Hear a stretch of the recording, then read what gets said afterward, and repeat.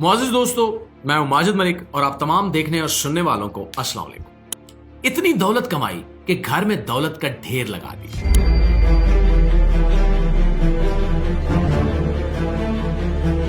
कुरान पाक अलमारी की जीनत बना रह गया और दौलत सांप बन गई। दोस्तों, लबनान का एक शख्स था अहमल अल बस्तानी।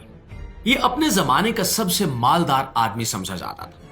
दौलत की कमी नहीं थी। बैरूत के साहिल पर एक शानदार और खूबसूरत जगह खरीदी और वहां अपने लिए एक बहुत ही कीमती कब्र बनवाई। इसकी ख्वाहिश थी कि जब वो मरे तो इसी जगह पर दफन किया जाए। अहमल के पास जाती जहाज भी था। एक दिन वो अपने जहाज पर सफर कर रहा था कि अचानक एक हादसा पेश आ गया। धमाके के बाद जहाज समंदर में डूब गया। लाखों डॉलर्स खर्च करने के बाद इसके जहाज का तो पता चल गया, मगर इसकी लाश कभी नहीं मिली। अब थोड़ी देर के लिए सोचिए कि इसने जिंदगी भर जिस कब्र के लिए जमीन खरीदी थी, बड़ी मेहनत और शान से वो कब्र तैयार करवाई थी, वो कब्र खाली रह गई। इसके जिस्म को वहां दफन होना भी नसीब नहीं हो सका। और ये पहला सबक है कि इंसान चाहे जितनी भी तैयारी कर ले, असल फैसला मेरे रब के हाथ में है। अब आइए बरतानिया की तरफ। वहां एक यहूदी था, रॉब तिशलर। यह शख्स इतना दौलतमंद था कि कभी कभी खुद बरतानिया की हुकूमत इससे कर्ज लिया करती थी।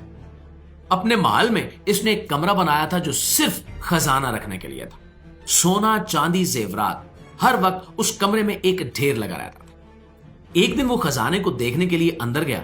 इत्तेफाक से दरवाजा बंद हो गया और वो दरवाजा सिर्फ बाहर से खुल सकता था। अब वो अंदर कैद हो गया। इसने जोर जोर से चीखना शुरू किया, मदद के लिए पुकारना शुरू किया, मगर महल इतना बड़ा था कि किसी ने उसकी आवाज तक नहीं सुनी। घर वालों ने भी ख्याल नहीं किया, क्योंकि यह शख्स अक्सर हफ्तों के लिए बगैर बताए कहीं चला जाता था। सबने समझा कि हस्ब आदत कहीं गया होगा, लेकिन हकीकत यह थी कि वो अंदर बंद होकर भूख और प्यास से मर रहा था। जब भूख ने निढाल कर दिया, प्यास ने जुबान खुश्क कर दी, तो उसने अपनी उंगली जख्मी की और खून से कमरे की दीवार पर लिख दिया, दुनिया का सबसे मालदार आदमी भूख और प्यास से मर रहा है। दोस्तों, हफ्तों के बाद जब दरवाजा खोला गया तो अंदर सिर्फ उसकी लाश थी और यह तहरीर बाकी थी। यह दूसरा सबक है। दौलत कमरे भर सकती है, लेकिन प्यास बुझाने के लिए एक घूंट पानी नहीं दे सकती।